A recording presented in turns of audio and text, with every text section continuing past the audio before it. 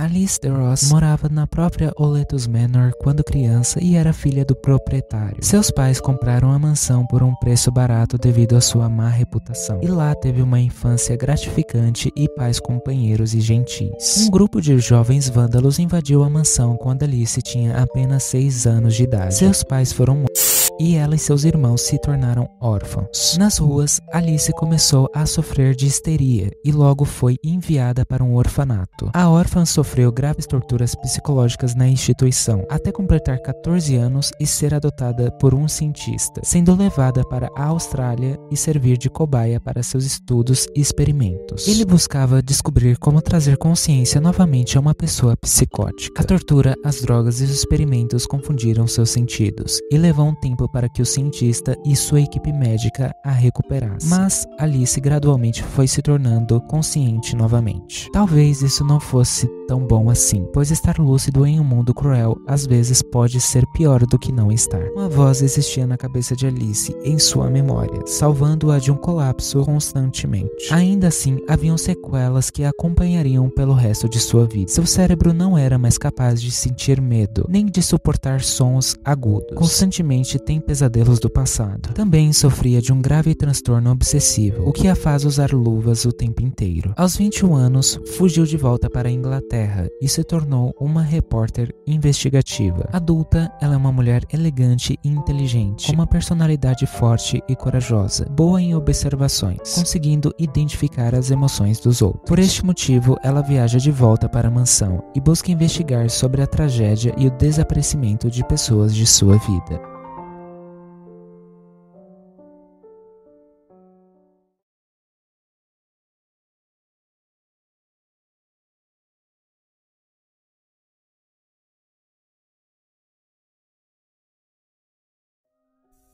Lord Kreeberg é um membro de uma família de músicos talentosos. Ele vivia em Viena e teve um filho chamado Frederick Kreeberg. Quando nasceu, Lord se recusou em segurá-lo devido à anomalia na pele do recém-nascido. Nela havia várias marcas vermelhas. Quando criança, Frederick foi diagnosticado com graves problemas psicológicos, que o fazia ter alucinações. Ele via e ouvia coisas que não existiam. Quando jovem, ele era constantemente perturbado por uma alucinação, um tipo de figura fantasmagórica assustadora que o torturava desde pequeno. Isso mudou quando ele foi pela primeira vez a um concerto musical de seu pai. O belo som daquela música silenciava o som dos sussurros em sua cabeça. Ele causava muito pavor. Desde então, Frederick se apaixonou pela música e a usou como refúgio de sua escuridão interior. Obcecado, acreditava que era sua única salvação e também o único modo de manter a sua sanidade. E então se tornou um compositor. Ele achava que seria como os outros de sua família e teria o dom natural da música e se tornaria uma estrela que iria brilhar fortemente. Porém, ele apenas decepcionava seus familiares com suas habilidades musicais, e seu pai não acreditava que Frederick tinha talento. Sua fama dependia apenas de sua aparência e do charme irresistível que exercia. A música, que antes poderia ser um dom, se tornou apenas um plano de fundo para sua boa imagem desprovida de qualquer talento. Sua família o exilou e ele foi mandado embora para a França e desesperadamente precisava de uma mudança em sua vida.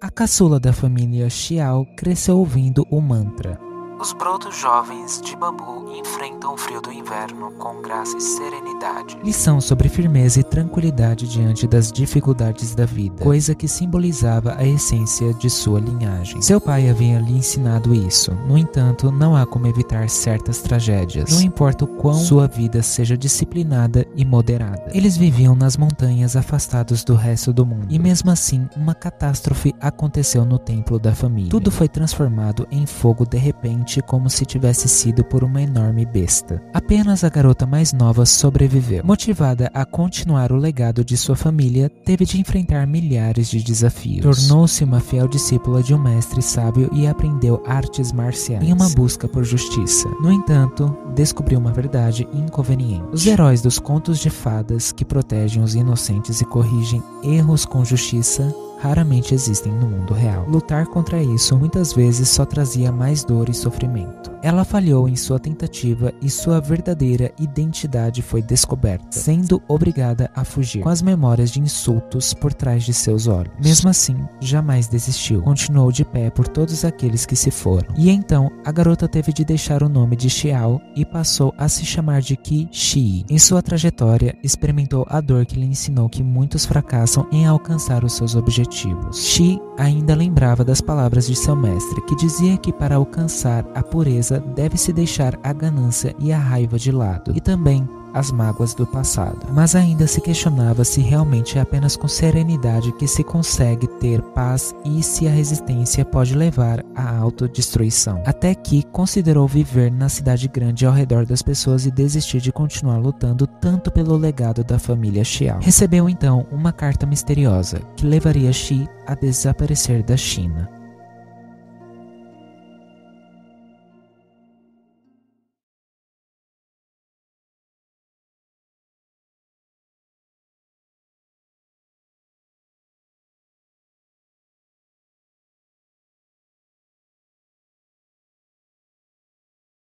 Os seres humanos evoluíram dos macacos. Mas e antes dos macacos?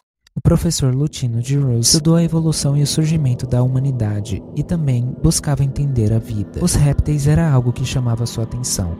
As escamas, as glândulas, o veneno e sua natureza peculiar o fascinavam e haviam vários em seu laboratório. Ele e seu colega próximo estudavam atentamente os fluidos venenosos que saíram dos répteis. No entanto, não era uma boa ideia investigá-los tão de perto assim. Após receber uma nova espécie de cobra venenosa de Thompson, algo de errado aconteceu durante suas pesquisas. Lutino percebeu isso quando começou a contorcer com dores insuportáveis, enquanto escamas asquerosas começaram a crescer em sua pele. Grandes quantidades de sangue eram encontradas em seu quarto, e à medida que as escamas se desprendiam camada por camada, ele sentia que estava chegando perto da verdade. Apesar de toda a bizarrice, não era possível desistir a essa altura. O mais estranho era que aquelas grandes escamas verdes eram ásperas na superfície e extremamente duras. Obviamente não pertenciam a nenhuma criatura conhecida. Seu rosto estava mudando de forma, juntamente com o formato e a cor de seus olhos. O homem claramente estava se transformando em alguma criatura não humana e sua situação atual era desesperadora. A aparência do pesquisador o obrigava a usar cada vez mais roupas para cobrir e disfarçar suas anomalias. Dúvidas e desconfianças em relação ao Criador começaram a surgir, e agora estava convicto de que Deus era maligno e estava fazendo uma piada de mau gosto com ele. E então, o professor Lutino de Rose desapareceu do laboratório com seus papéis, e seus colegas nunca mais o viram.